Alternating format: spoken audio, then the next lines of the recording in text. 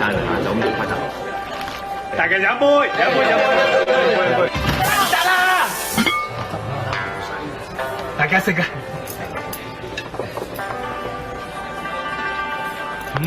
好嘢啊！好食啊！湯飲埋先。The English believe it's a slur on your host's food if you don't clear your plate. Whereas the Chinese feel you're questioning their generosity if you do. 買少啲啊！好，馬上嚟。 At HSBC, we never underestimate the importance of local knowledge. Which is why we have local banks staffed by local people in over 80 countries across the globe. Okay.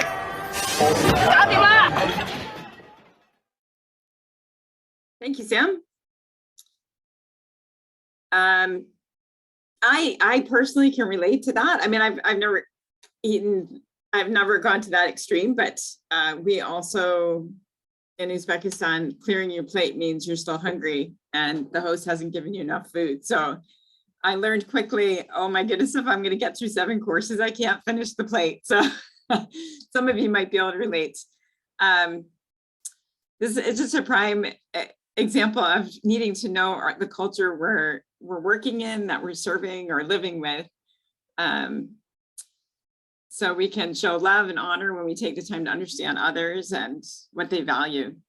So we'll be hearing thoughts and answers from our 4 panelists regarding 7 questions today. All of them will not be answering all 7, or maybe a better way to say it is they won't be answering every question. So there will be a question and answer time at the end. If you have a question you'd like to ask, please write it in the chat. And when we get to that point, we'll answer as many as we can. So let's meet our panelists and some of the things they've learned in adjusting to new cultures. Hermione, would you like to start and just tell us where you grew up, the role that you have in Wycliffe, and where in the world have you made cultural adjustments? Sounds good. So my name is Hermione. I was born and raised in East Asia. I'm in the process of becoming a Wycliffe member. I currently work at Canada Institute of Linguistics. I moved to Canada 4 years ago. And before that, I was in Indonesia for 6 years. Thank you, Hermione. Derek, what about you? Yeah, my name is Derek. I live in Timiskaming Shores, Ontario, with my wife and 2 boys. We lived in Indonesia for 14 and a half years. The goal was to help translate the Bible in the Tagio language. We moved back here to Canada so that our boys could finish high school and start college, university. I'm continuing to help the language translate while I'm here, and also work as a translation consultant. Thank you, Derek. Karen, you're next. Hi, I'm Karen. I'm currently in Langley, BC, and I am Canadian, but I was born and raised in West Asia, and I've been working with Wycliffe in the same country where I grew up for the last 10 years. Doing like translation and literacy, scripture engagement, all of that. Thank you. And Daryl, Sam, can you?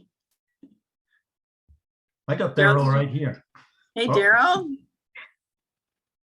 Did you hear the questions? I'm Daryl Friese. I'm hoping that you are able to hear me. My cultural adjustment right now is that this Zoom meeting won't let me in by Zoom, so we have to do a video call through WhatsApp. So I hope everyone's going to be able to hear. My wife and I we grew up in Papua New Guinea and in Mexico, and then we spent 9 years or 8 years working in East Africa and South Africa, and currently we're serving as field partner liaisons in Southeast Asia, in Thailand. And we have had to make cultural adjustments in every area of our life. When we came to Thailand, all of our kids had just left home. And so we were empty nesters, and my wife was listening to a broadcast by Dr. Dobson, I think. And they said, if you are an empty nester, you should probably try and find a new hobby to do together. Little did we know that like 6 months later, we would be starting a new hobby, which would be learning the Thai language, reading a script we had never seen before in our lives, a new culture, completely new culture. The religious environment was completely different in a Buddhist area. And it was a new hobby. So we started our empty nesting with every single change you could possibly imagine. Thank you, Daryl.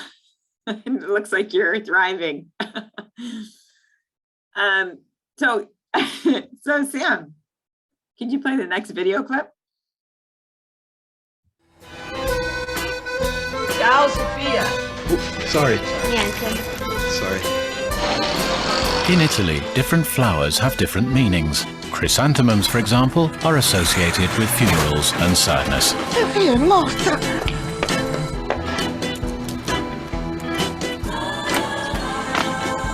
At HSBC, we never underestimate the importance of local knowledge. So this is an example of a faux pas. Something like putting your foot in your mouth or embarrassing yourself. And Daryl has a story he'd like to share about this. Yeah, so first of all, I just want to make sure, maybe I can see a thumbs up, like are you able to hear me through this medium? Are you guys okay with this? We're good. Okay, excellent, thank you. Yeah, so we spent a lot of years in East Africa, and one of the most important values there was to spend time getting to know each other.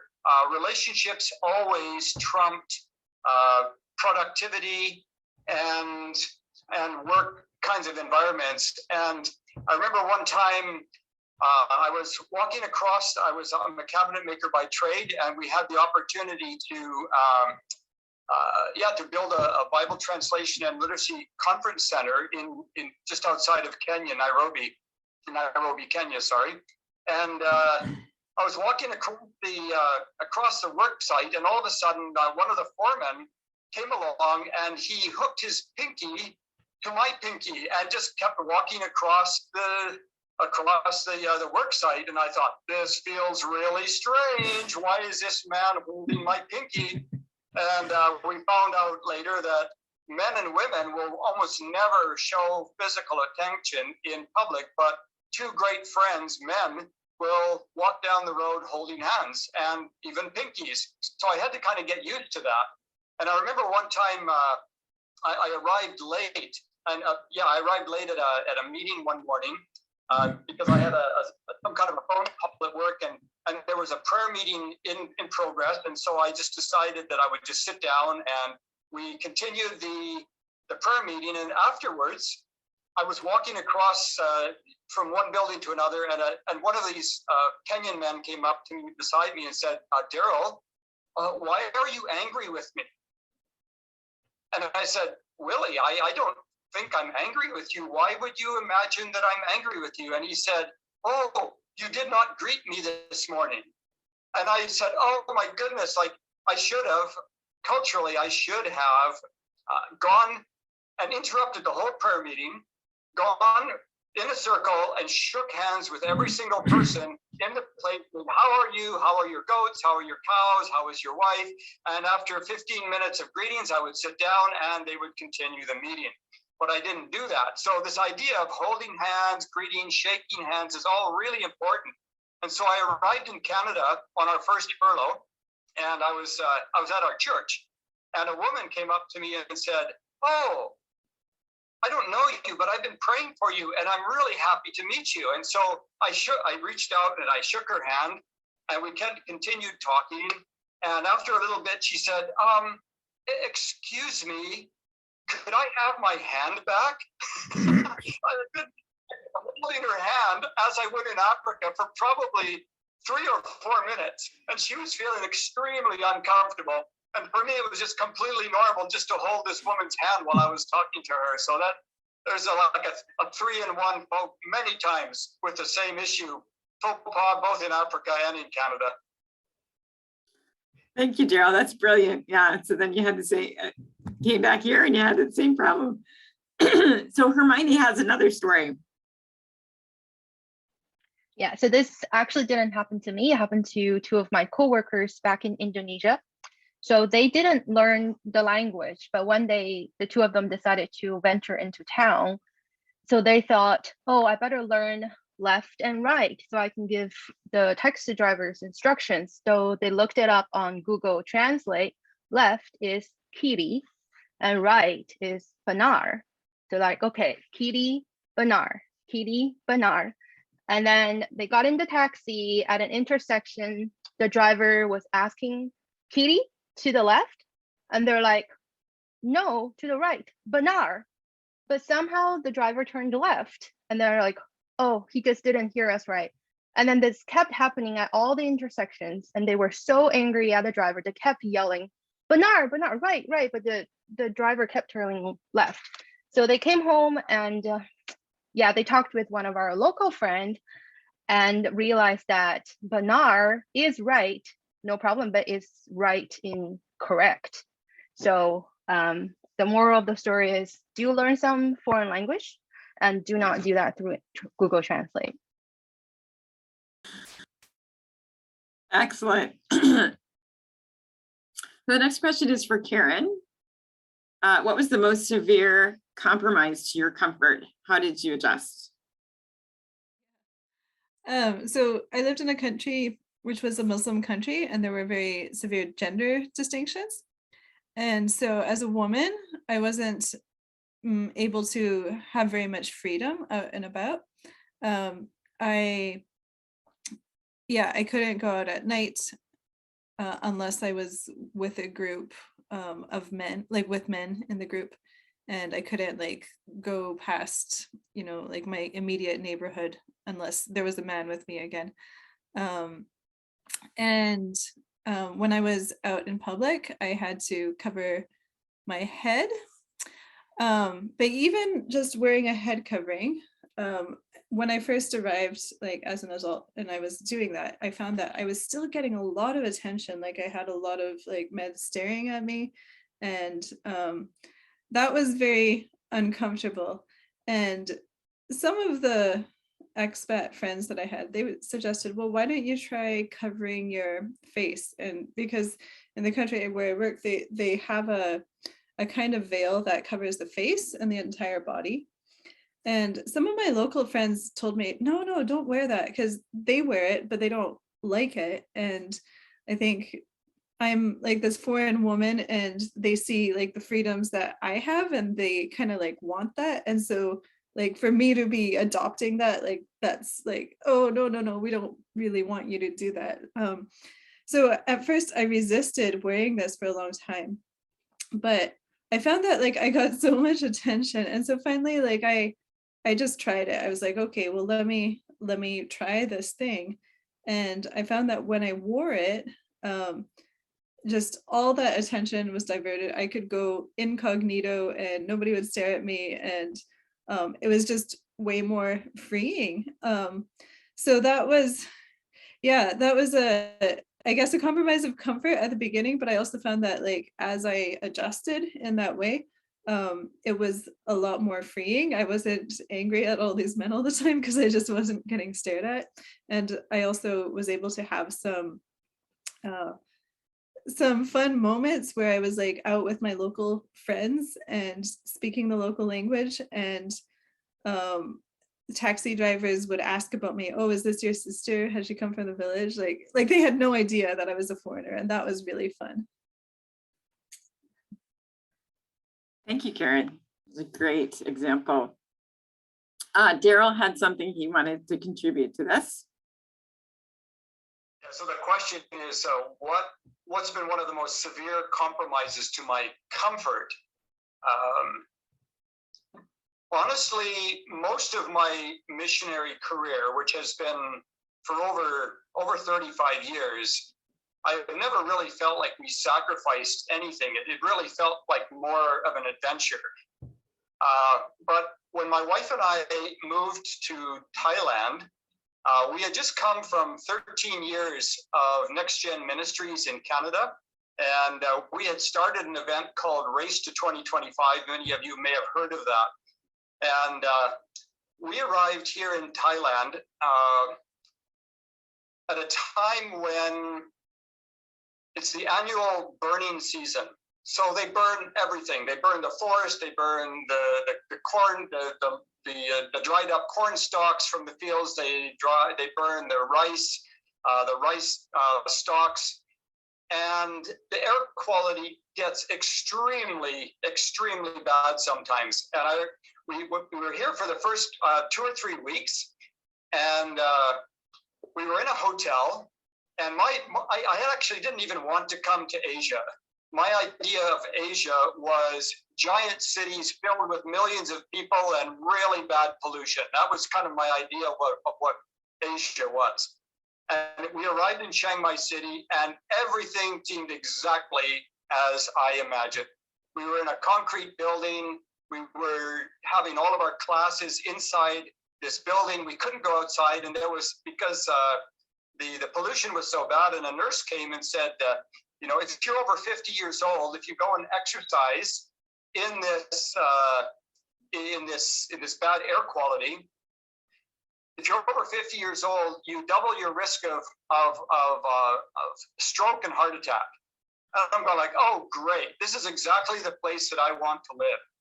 And I was kind of getting grumpy about that, because on that weekend, there was a Race to 2025 event happening in Canada. And I checked the air quality of Nordegg, Alberta, and it was like 4 or 5. And here in Chiang Mai, it was over 350. You could hardly even see in Canada, if it's over 50, it's a health hazard, and there's all these warnings. It was like 350. You could hardly see the building across the street. The smoke was so bad. And I remember asking there's a woman called Susie who's leading the training, and I said, Susie, you've been here for 10 years. How do you even exist in this place? And she said to me something which just blew my little bubble. She said, well, Daryl, I could live in UK until I'm like 80 years old and you know, in my little clean air bubble, or I could live in Thailand till I'm 70 years old and do something useful with my life. And it was just, it was like a smack across my head.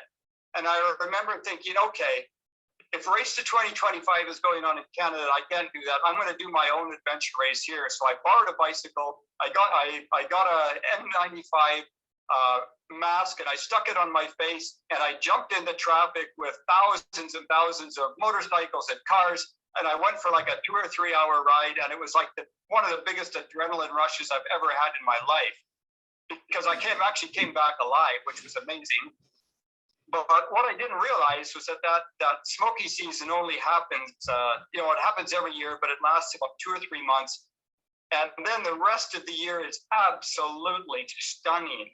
And I ended up getting an amazing mountain bike community, and we've been camping, and we've been on motorcycle rides. And I've just realized that huge discomfort. If I had made the decision, I am not doing this.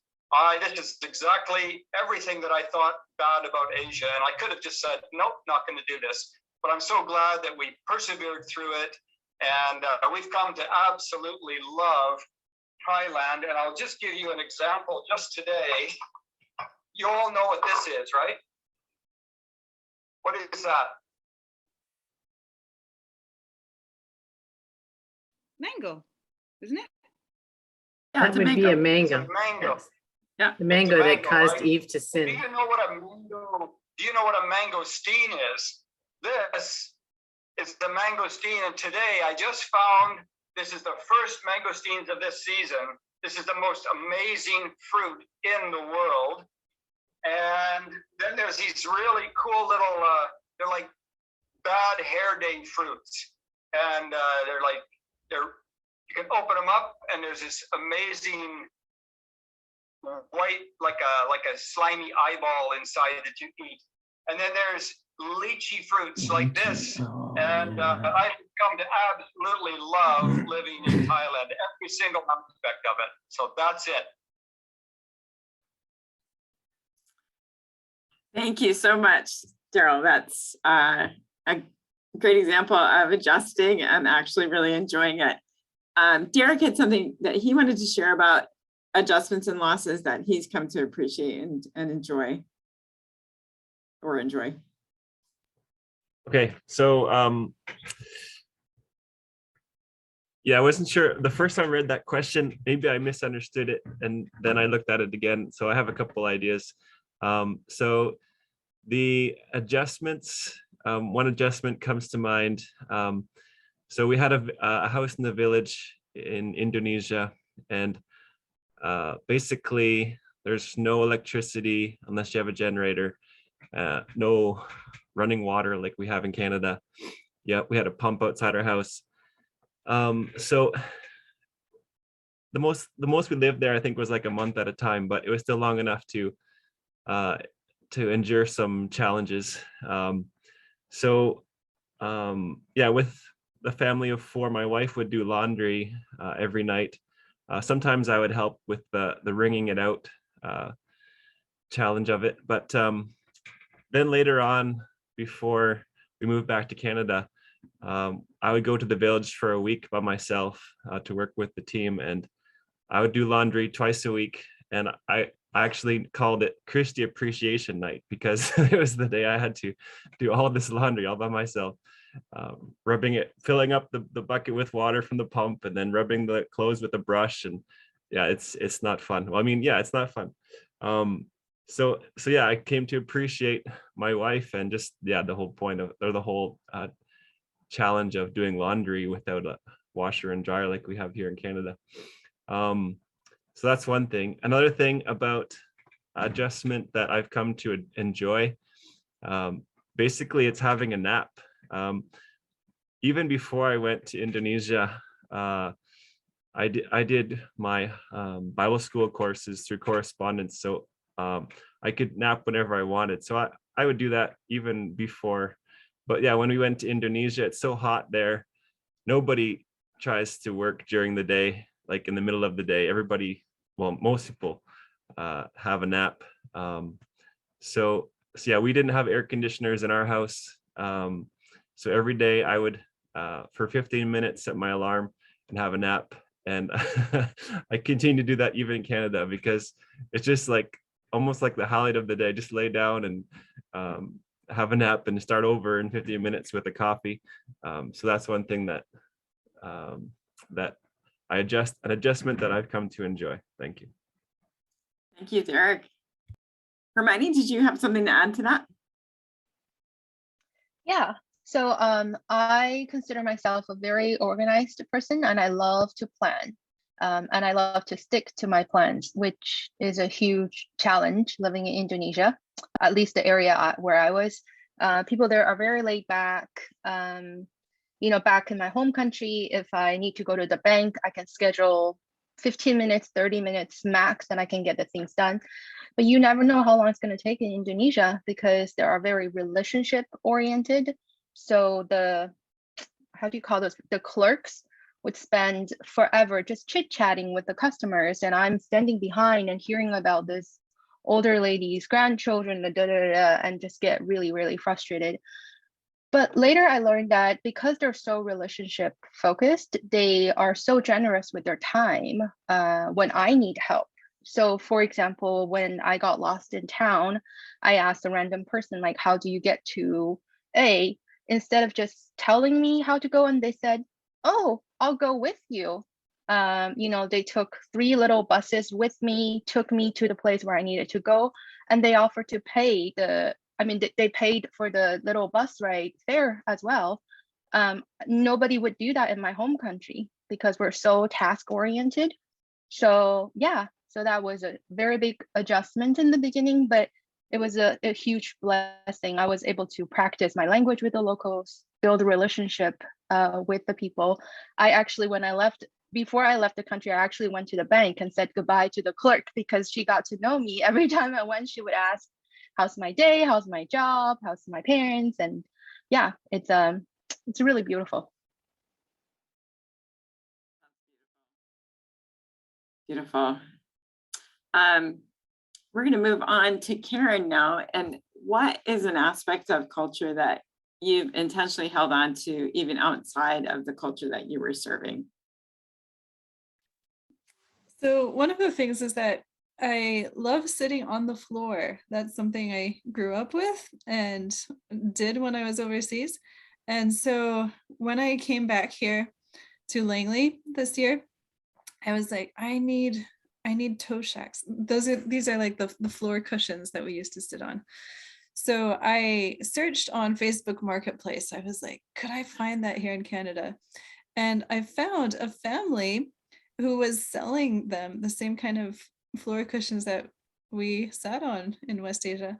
And so I ordered, or I went and I messaged them and I went and met them and picked them up. So I'll show you here. Oh, this is in my little apartment here. I still have these floor cushions. Can you see that? Okay. Yeah. Yeah. So I love that. Yeah, I love sitting on the floor. And even when I'm like sitting like on a chair in the office or something, sometimes I'll cross my legs just because it's more comfortable. Like I find that like if I sit in chairs too long, it's just too uncomfortable. Also, I like over there's a big value for hospitality and sharing food. And so, yeah, one of the things that I noticed, like when I came back to Canada, at one point I saw, I was just hanging out with some people and this girl had a jar of peanuts and she took out her jar of peanuts and started eating it right in front of me. And she didn't even offer any to me. And I was a little bit offended. I was like, why would she just be like eating food without offering any? So like, that's like a huge cultural faux pas in West Asia. So I think, you know, like that's actually something I've brought back. So like whenever I have food that can be shared, I try to like offer it to the people around me, even here in Canada. And it's interesting because not usually people like decline, and but some people accept too. But also just like the value for hospitality. Like I enjoy having people over at my home, like having people over for tea, making meals for people. And I find that that's something that it seems to be on the decline in Canada. Like people don't do that as often. Like maybe it's more common to go to a restaurant together. But yeah, just having a home cooked meal, having people over to your house, like, yeah, that's one of the things I really value. Thanks, Karen. If you ever want to share food with me, I will accept. Sounds good. Derek, you had something along these lines you wanted to share as well. The short answer is on Facebook, I bought a rice cooker. The longer answer is has kind of already been said, but in my words, I wrote down, people are more important than being on time or accomplishing the task at hand. And like, for example, like if you have like we had that 30 minutes for a meeting question. So every morning, or most mornings, I would go to a church office, and there'd be people who would be late for that. Like we'd start the day with like 15 minutes of reading a verse in the Bible, praying and singing a couple songs. So I mean, like, so people who didn't show up on time, you could say they're either lazy or just poor time management. But yeah, the other thing is, like, if someone comes to your house right when it's time when you need to leave, you have the choice of saying, I got to be at the place I got to be right now, or no, you're more important than where I have to go right now. So come on in and we'll talk about what you need to talk about. So just that whole people being more important than being on time or doing what I think I have to do. That's what I try and put into my life, do here and like they do in Indonesia. Thank you. Yeah, thank you. I love hearing these stories. It's just makes me want to live differently. Okay, where are we? Sorry, I'm getting lost. Hermione, what advice would you give to someone who has never left their home culture? I would recommend you to read 2 children's books. One is Dr. Seuss's Green Eggs and Ham. The other one is a Yiddish folktale called It Could Always Be Worse. So what I want you to take away from the first story is you may not like things that, you know, you may think you don't like certain things, but at least try it once. And then the moral of the second story, it's in its title. It could always be worse. So just enjoy what you have. Yeah. Thank you. Derek, what about you? This is advice. Is that what you're saying? Yeah. Sorry. We went to a re-entry teaching. Can't think of the right word, but the summary was basically to lower your expectations, and then you won't be disappointed. And it sounds really simple, but sometimes we just have such high expectations, and then when things don't happen the way we wanted them to, we get so disappointed. And it's like, if we just had different expectations, then we wouldn't be disappointed. So yeah, it sounds so simple, but it's not that easy. Another way of putting it into words is start off your day by praying and give your day to God and rely on Him to help you face whatever you face during the day. Maybe that'll help you change your expectations. Yeah, that's great. I think we're going to move on to the next question. What important skill have you learned regarding cultural adjustment? And Karen, I want to just call on you because you had both of those, you kind of merged together, but these 2 last questions. Yeah, I think like one of the most important skills is just being able to learn, like listen and learn. And I think a big part of that is just humility, like learning to be humble and realizing that people actually have good reasons for the way that they do things. Even things like bribery and corruption, like usually there are reasons why people are acting in these ways. And I mean, that's something that like has been an ongoing struggle, like with our organization working there over the years. But like what we label those things, like there's other ways that they label it there, and there's reasons why they do it that way. And so I think just like withholding judgment until you really understand like why people are acting in the ways that they do, that's really important. And just taking the time, like being patient, like to actually listen and understand rather than just like dismissing things that we don't agree with. And even I think coming along with that is this idea of like, okay, like questioning our own values, like why do we think this is bad? Like, why do we think the way that they're doing it is bad? Like, is my way of doing it actually any better? Like, and I love like just taking that back to scripture, being like, well, what does the Bible actually say about this? Like, is my culture actually right? Because usually most of our cultures are not very right. Like like scripture is like this ruler that just measures it, like it measures all cultures, you know, and all of us fall short in different areas. So yeah, humility and learning and withholding judgment. Thank you, Karen. Daryl, this will be the last person to go, and then we'll have a question and answer time. But what about you? What's the most important skill that you've learned in cultural adjustment? absolutely the most important skill that I have learned regarding cultural adjustment is language learning. I have discovered that language learning in and of itself is ministry. I remember a story. We had just moved to Africa, and we were in a little Maasai little hut. It's only about 4 feet tall, and it's made from sort of dried cow dung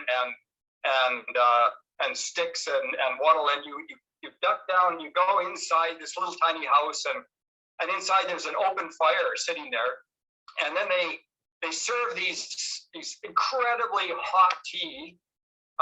And normally it's right to the top, right to the brim, and it's like a serious amount of sugar in it, and there's caffeine and sugar, and it just gives you a buzz.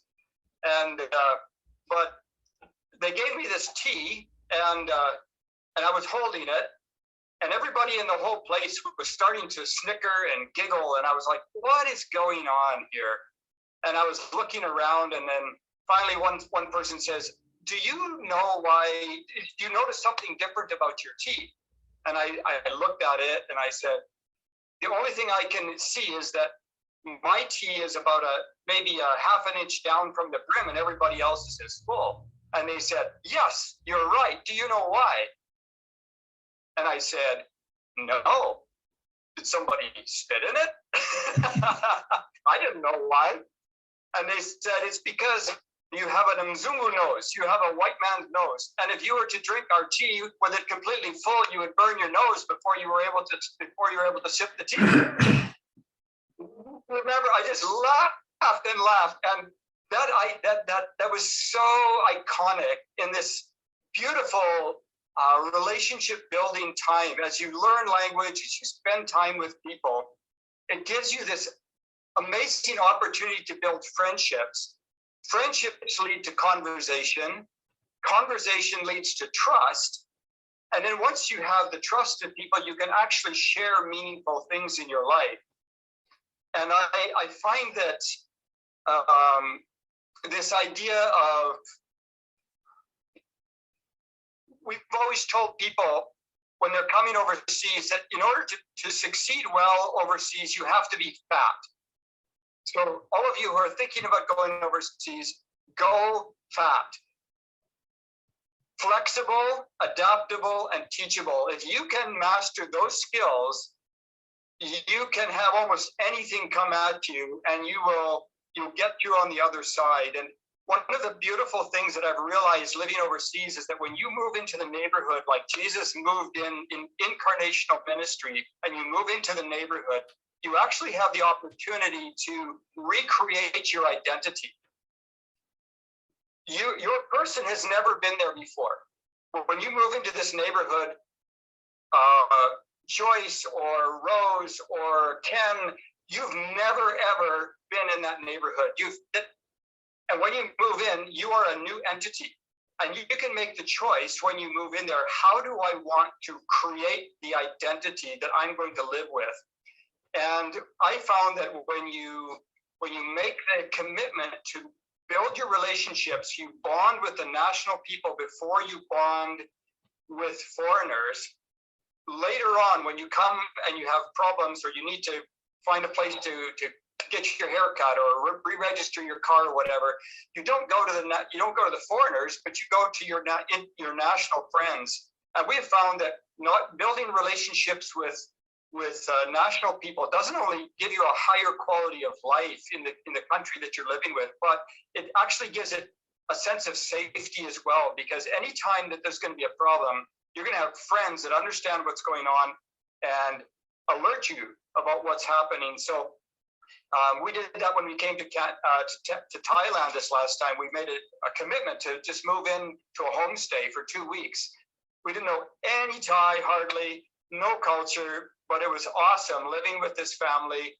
And that became our first bonding. And all of our good friends, in Africa and in our first 6 years, our best friends have always been the national people. And we've always made an effort to live as far away from the missionary community as we can. Thank you, Daryl. really good advice. This event is being recorded, and you can go back and revisit some of these great tidbits, these great stories, and really good advice when you're ready to go. Are there any questions that you guys want to pose to this panel? You can just unmute, or you can write it in the chat.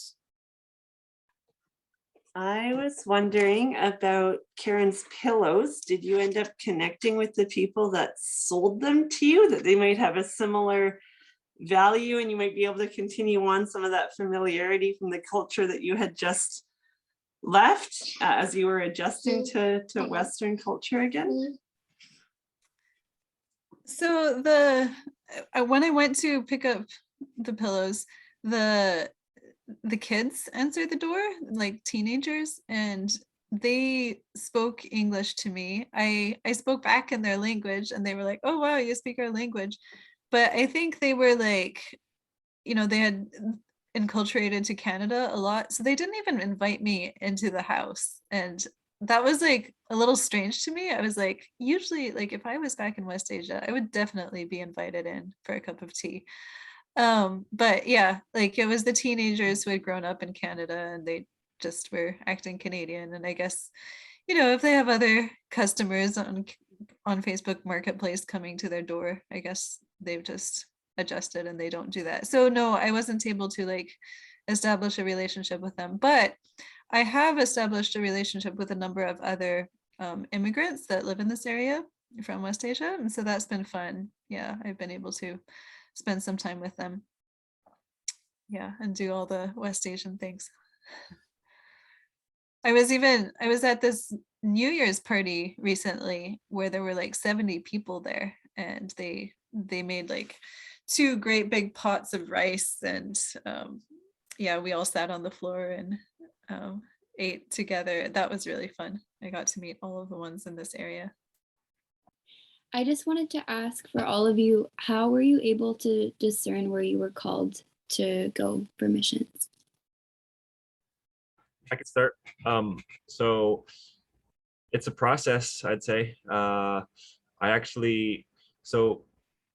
had a missions trip experience to Ukraine. So I actually thought I would go to Central Asia because that was my experience. But then we went to CanIL, and lots of our classmates were going to Indonesia. We had someone from Indonesia come to recruit. I asked somebody where they needed the most people, and Indonesia was top of the list. So lots of things were pointing to Indonesia, and so that's where we decided to go. So I'd say it's a process to figure it out. I want to share a quote. It says, "The place God calls you to is the place where your deep gladness and the world's deep hunger meet." So that's what led me to Indonesia. I was teaching, and they really needed someone to head up a Mandarin program from scratch, and I wanted to move overseas. So yeah, I moved there. I like that, Hermione, about the your deep gladness and the world's deep hunger. I think so. Since I grew up in West Asia, there was a natural draw for me to go back there, and I had family members working there, so that was very natural and good. I think also like just a big draw for me is like unreached people, like places where there's no established church already. You know, and I'm not saying it's wrong to work with churches. It's really good to work with churches, and that's a big emphasis of Wycliffe Canada too. But I don't know, I have a passion in my heart to see the gospel preached in places where it's never been preached before, you know. And so yeah, that's I think one thing that draws me to parts of the world where there is no church, no established form of Christianity. Thank you. I think we need to move on. Emily had a question. Emily, I hope that you'll get a chance to talk to someone else in Wycliffe, maybe a coach, and we can answer that question. So over to you, Lois. Thanks, Mary Ellen. Thank you all for coming today. I don't know about you, but I've had a great time. I love cross-cultural stories. I love hearing about the strange things that we do or that we think. So I thank you very much for sharing those things. Also, I've noticed a theme as we've gone through is that we tried to get you to share things that were hard. You know, what was the greatest sacrifice, that kind of stuff. But not one of you managed to do that because in every case you shared, well, it might have been hard, but this was the great thing that came out of it. And I think that's, for me, the great takeaway is that no matter where we go or what we might have to sacrifice when we get there, God uses it to provide more than we could ever have imagined and to give us great joy in the new places and things that we experience. So if you're considering going into missions or to take any kind of cross-cultural kind of posting, then I want to encourage you that when you do that with God, that he will take those strange experiences or your cultural faux pas, and he will use them to bring you joy and also to bring honor to his name. So I just want to close us today by just making that challenge to you. I appreciate Danny's question. It's very difficult sometimes for us to know where God is calling us and what he wants us to do. And I have a couple of very, very skilled brothers, and it took them a long time to decide what are they going to do with their lives because they had so many options. And I think that's true for many of us. We have so many options of where we can go and what we could do. And it's hard to know, you know, what is God really calling me to? So if that's you, I want to encourage you to reach out to a mission coach. That's one of our jobs, is to help people work through those kinds of questions.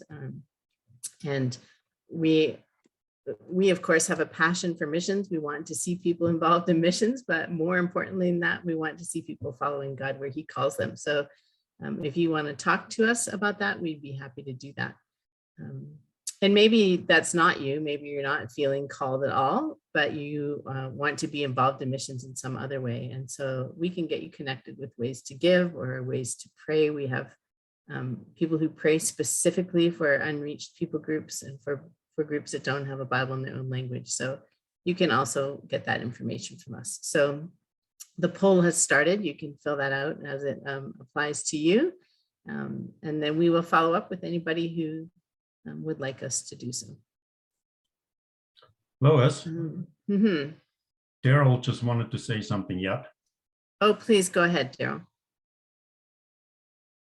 Yeah, I just wanted to clarify. When I was talking before, I was talking about the importance of engaging with your national colleagues and building friendships, learning language, and I said that we had made a point of moving as far away from the large mission community. That was like for a language learning phase and for a culture, and that's not the best thing to always do, because many times we have faced many young people on the field that are facing a great deal of isolation and loneliness, workers. And we've actually moved into a community house in Thailand right now with a single man.